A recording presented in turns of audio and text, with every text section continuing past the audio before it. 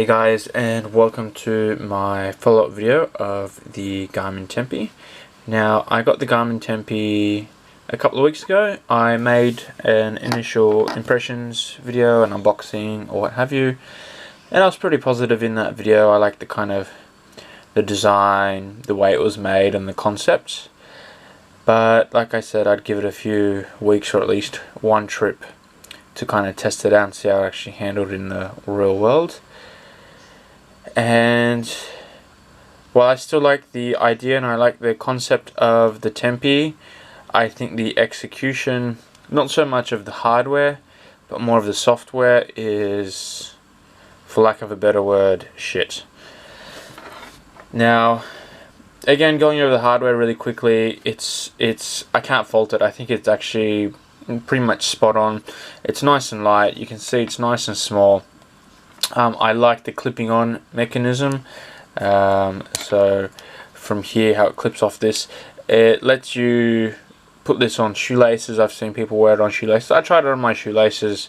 I didn't really like it there, but where I did like it was on the straps of the pack, sort of like on molly webbing. But I had it on my pack where, you know, you tighten the pack up and with one of those straps, and that just kind of sat there, and I didn't have any problem with it unclipping or coming loose or anything like that. And I checked it and kind of rattled it around, and I'll tell you what, it's made really well, really firm. So you shouldn't have any issues when it comes to it coming off or losing it or anything like that. And it's a really quick mechanism to be able to change it. Say I have it in my day pack normally, but when I go camping, I'll put it on my camping pack and it just takes 2 seconds. So from that point of view, made really well. There's no issues with the hardware at all. However, the software. So where do we begin? Now, in theory it works, and it works well. I mean, what's it meant to do? Show you the temperature. But when you think about the Garmin Fenix 3, it's a hell of a good watch. It does a lot of things, and it does it pretty damn well. You've got the GPS, the heart rate, several different functions, the ability to set up profiles, altimeter, compass, you know, the list goes on.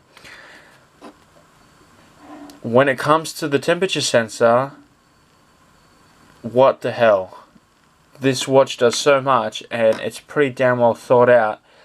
But when it comes to something simple as this, they really didn't do a great job of kind of executing the idea.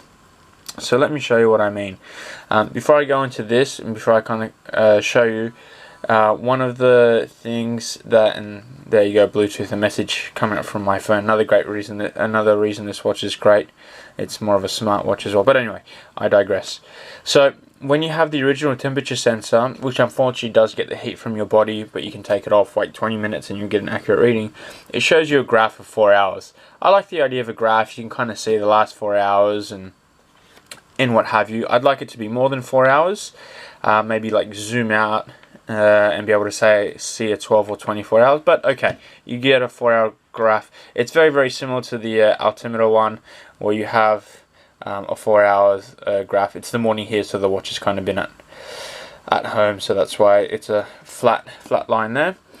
But when you go into the temperature here, you don't see a graph at all. All you do is you get your temperature display, you get your maximum, and you'll get your minimum, and there it is right there. Okay, no worries. It's a 24-hour maximum, it's a 24-hour minimum. Yeah, you can kind of live with that. I'd like there to be a graph. I think a graph would be kind of a little bit more handy.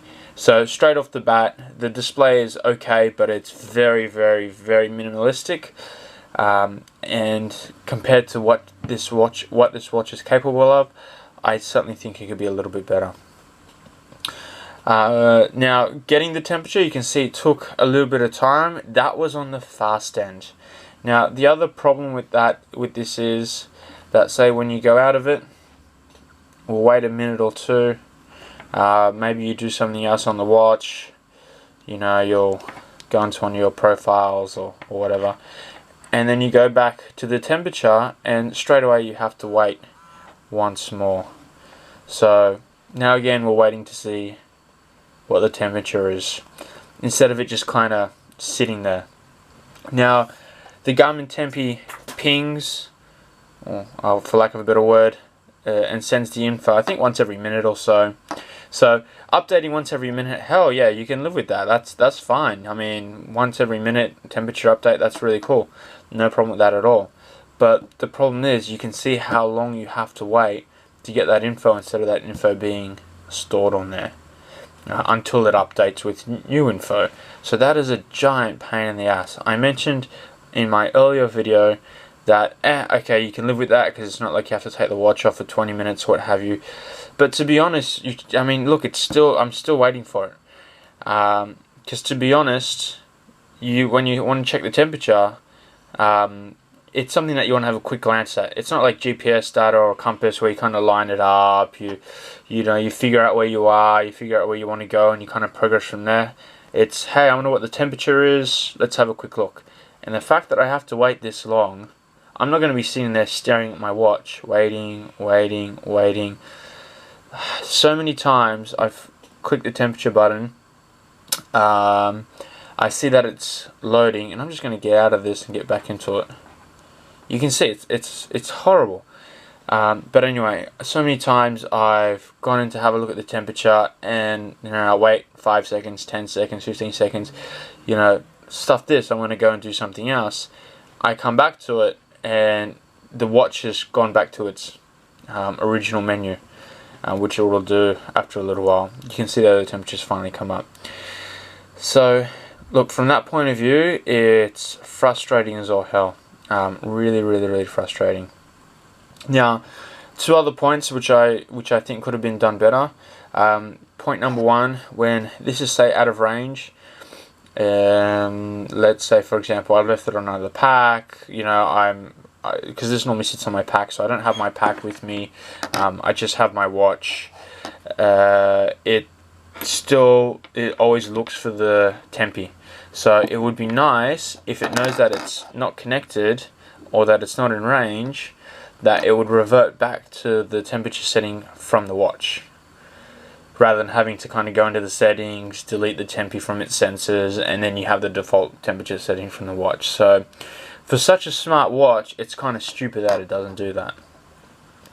And my last problem, and this is kind of a biggie, I haven't really fully been able to test this because it's summer here, so the minimum is almost like the temperature that the watch picks off from the skin from your arm.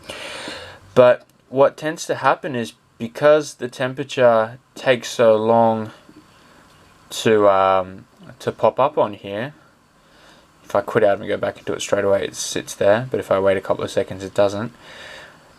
Because it takes so long, what's happened is, I think it's kind of screwy and stuffed up, that the temperature from the watch actually flashes up here for a second or two.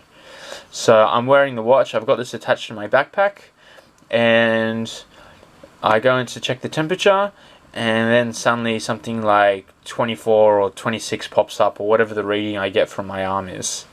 For like literally a second or so. Then it disappears, and then the actual temperature pops up a little bit later on. So the problem with that is that if that's the temperature that pops up, and if it records it to the minimum, it's going to throw your minimum off.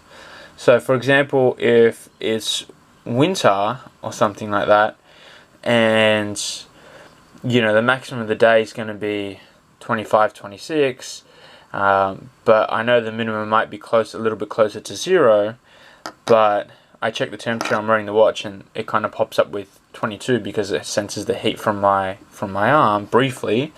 Then it's really going to throw the minimum off, and that's a problem for me because I really brought this Tempe I do a lot of winter camping and hiking, and I'd love to know what the temperature drops down to at night. So this is kind of why I brought this for mainly. So that's kind of really annoyed me a fair bit. So kind of in summary, because this video is going for almost 10 minutes, look, it's a really good concept, it's built really well, but ultimately, I think the software just lets it down. Just the way it's been integrated into the watch is pretty poor. If someone was to offer me the same amount of money that I paid for this, or even a couple of bucks less, or even would I buy this again? I mean, the answer is no. Again, the idea is good, but the execution is pretty poor. So that's been kind of my follow-up video of the Garmin Tempe. If you do have any questions, let me know. It's up to you whether you buy something like this. Again, the watch has got a temperature sensor. It gets thrown off by the heat of your arm, but you got to take it off for a couple minutes and it'll still do the job. But anyway, I'm kind of babbling on now. So anyway, thanks for watching. Hope it's kind of helped. And once again, if you do have any questions, let me know and I'll do my best to answer them. Bye.